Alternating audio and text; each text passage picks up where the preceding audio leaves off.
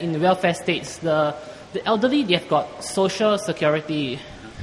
And then let's say in Britain, Britain and France and Sweden, all three are welfare states.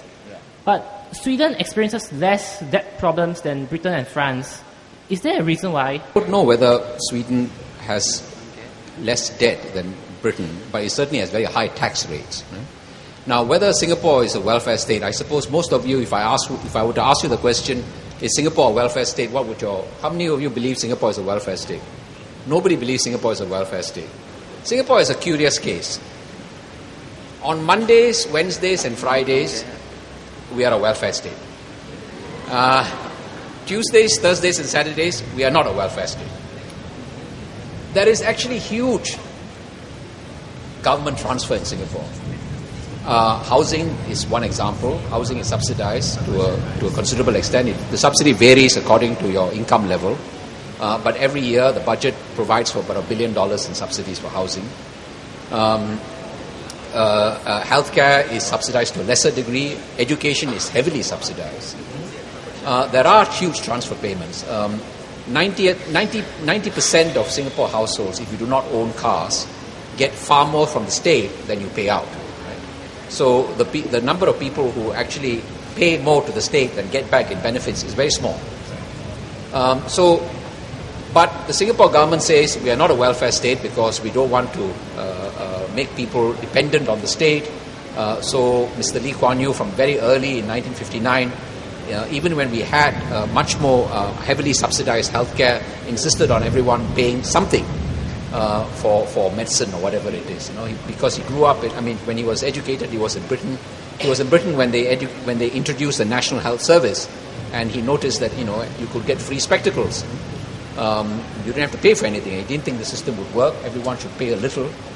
So we have such a system in Singapore. I don't think it is a welfare state to the same degree Scandinavian countries are.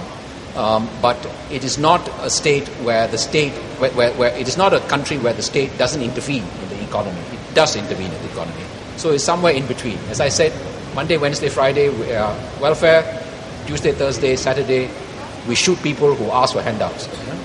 And Sunday, I don't know, we pray to God.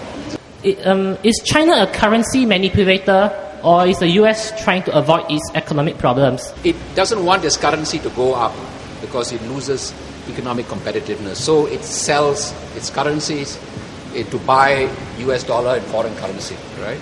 So the Americans feel that the Chinese currency is too low and therefore Chinese goods are cheaper and their own goods are priced out of Chinese markets.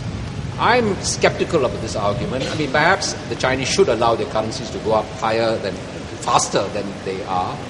But I remember in the 1980s, the Americans used to say that the Japanese were keeping their currency too low, and they had, I can't remember what it was, the Plaza Accord, was it the Plaza Accord? Yeah, they forced the Japanese to revalue their currency, and the Japanese economy suffered, but America's trade balance didn't improve as a result. The Japanese still sell far more goods to America than the Americans managed to sell to Japan. So I'm not so sure whether the currency currency exchange rate is as important as the Americans imply. So we all know that recently there is a huge debate over the widening income gap in Singapore itself.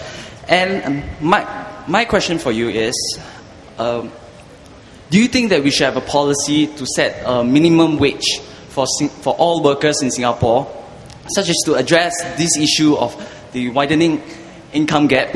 And do you think is it the correct or wrong way that the government should take to address this issue? Yeah. In Singapore, instead of a minimum wage, we have what's called workfare. Right?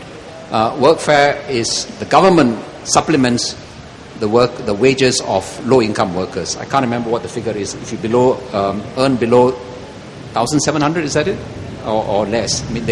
There's a varying amount where the government supplements your wages, and not all of it not all of it goes to your pocket. Some of it goes to CPF and your MediSave account and so on. Other people, like Professor Hui Weng Tat in Lee Kuan Yew School, has proposed a minimum wage.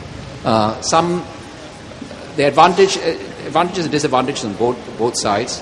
The minimum wage, you must remember, is something that the government doesn't pay for, right? Companies will have to pay a minimum wage. So some companies may believe that they may price themselves out from the market if they were to force to pay workers a higher salary.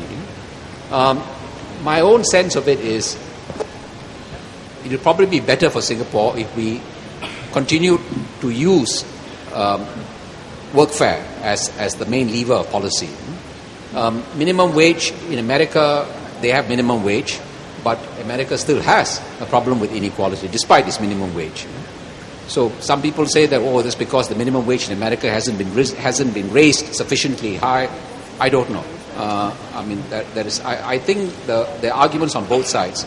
But my own personal feeling is better for us to use the workfare lever as a means of equalizing